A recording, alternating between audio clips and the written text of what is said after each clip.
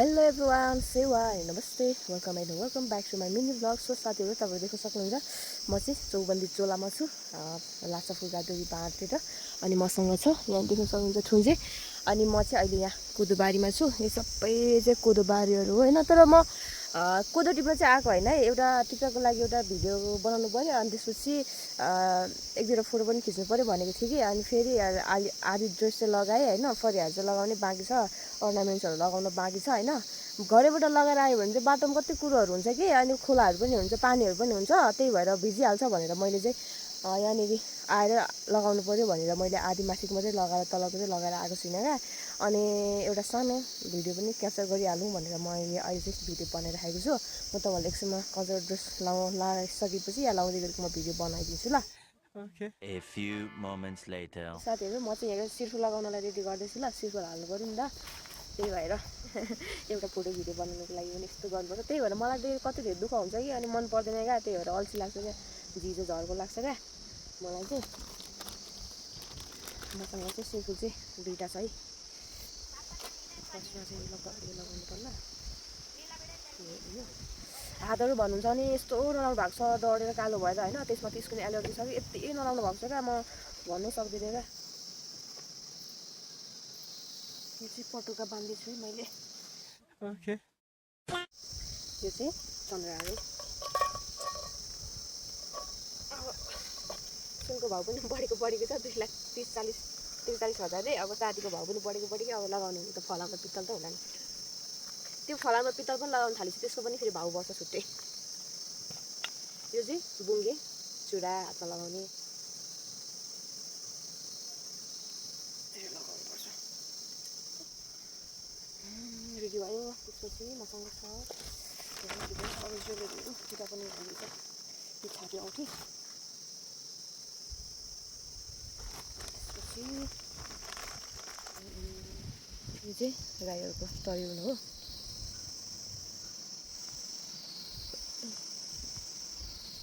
Five minutes later. म चाहिँ ready भइसकेँ होइन अहिले, अनि सबै यो अर्नामेन्ट्सहरू मेरो यो कल्चरल ड्रेसहरू लगाएँ। अनि त्यसपछि केही हुँदैन यहाँ चाहिँ मेरो भिडियो सुट गर्ने मेरो भाइ हो, ठुन्चे बोकिरहेको छ, हिँड तिमी अगाडि। अनि त्यसपछि एउटा जब सानो भिडियो बनाउनु लाग्नु कस्तो गाह्रो मिहिनेत लाग्ने क्या, अनि गाह्रो छ हौ यो भिडियो बनाउनु, यता आउँदैन पनि। सबै ड्रेस लगाइसकेर अहिले चाहिँ म धानबारीतिर जाँदैछु। धानबारीमा यसो एक दुईवटा फोटो खिचौँ भिडियो बनाऊँ भनेर आएको होइन, त्यही भएर यो देखिराखेको यो सबै धानबारीहरू हो। ठुन्से बोकेर मेरो भाइ चाहिँ अगाडि जाँदैछ होइन, म चाहिँ यहाँ पछाडि बोल्दै हिँडिराखेको छु। अब हेरौँ कस्तो हुन्छ, कति मिनटको हुन्छ फेरि। म त मुडी छु कि, मन पऱ्यो भने इच्छा लाग्यो भने जस्तो पनि भिडियो हालिदिइहाल्छु, इच्छा लागेन भने त नि फेरि म त भएको पनि डिलिट हालिदिन्छु नि त। अच्छा फोटो खिच्ने भिडियो थोरै बनाउने भनेर यस्तो छ हौ, धानबारीमा हिँडाइ अनि धनमा, तर यो सबै धान हाम्रो कि, त्यही भएर एक्सक्युज पाइन्छ। फेरि अर्काको भएर मार्छ नि, यसरी धानबारी हिँड्दैन। यो तल यो देखिएको यो गोठ भन्छ होइन, बस्नु राख्ने, त्यो पनि हाम्रो हो। अनि यो माथिको गोठ पनि हाम्रो हो। यो धानबारी नै हाम्रो भएको भएर चाहिँ मैले यसरी धानबारीको बिचमा हिँडिरहेको छु, नत्र भने त अहिले पुरा फुल खेलिरहेको छ नि त, मतलब धानको त्यो के भन्छ, धानको त्यो धान नै भनौँ न, धानको बोट पुरै भइरहेको छ नि त, फुल खेलिरहेको छ। अस्ति कति दिनसम्म पानीहरू आएर क्या, बाढी जस्तै आएर सबै धान कति ठाउँमा ढालिदिएको छ हौ। मान्छेहरूको पनि त्यस्तै भयो होला, हाम्रो पनि त्यस्तै छ, धानबारी सबै धान ढालिदिएर तलतिर यो सबै अस्तिको त्यो पानीले गर्दाखेरि सबै धानहरू ढालिदिएको। अस्तिको उसले ननस्टप कति दिन पानी परेको थियो। फाइनली साथीहरू मेरो लोकेसन यहाँनिर, अब यहाँनिर म भिडियो बनाउँछु टिकटकको लागि, फोटो खिच्छु 2-4वटा, अनि त्यसपछि ड्रेस चेन्ज गरेर अनि फेरि घरतिर जाने। घरतिर त्यही धेरै काम छ क्या, लुगा धुनुपर्ने छ आज, त्यही भएर।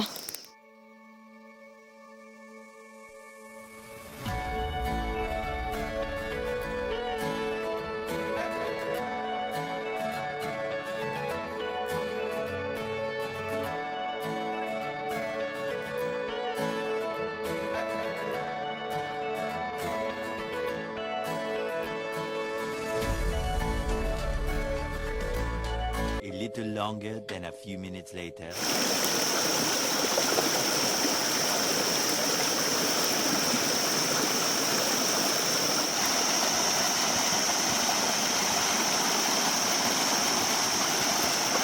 few moments later.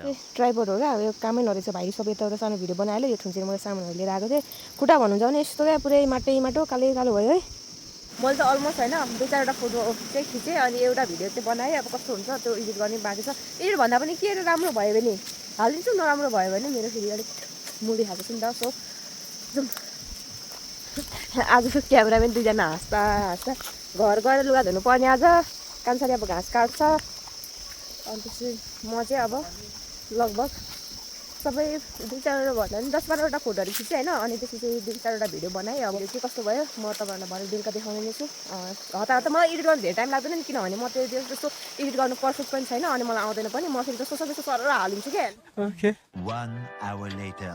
ढुङ्गी बुलाएको झिकेँ अब मेरो अलमोस्ट सबै सक्यो नि त सबै अर्नामेन्ट्सहरू झिकेर चाहिँ म राख्छु सेफल झिकेँ त्यसपछि यो खोलो लाग्यो तर्यो नि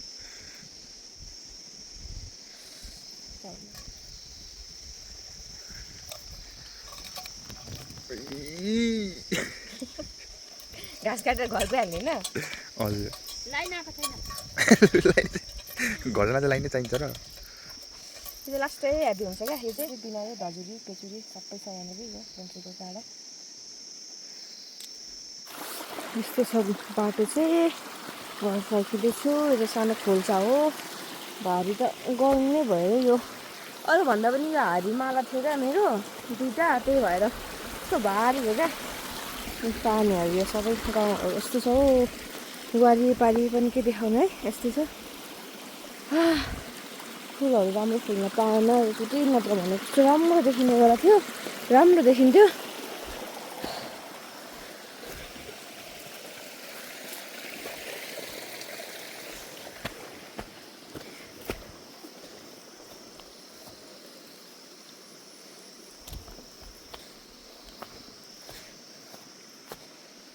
यो चाहिँ गोरुहरू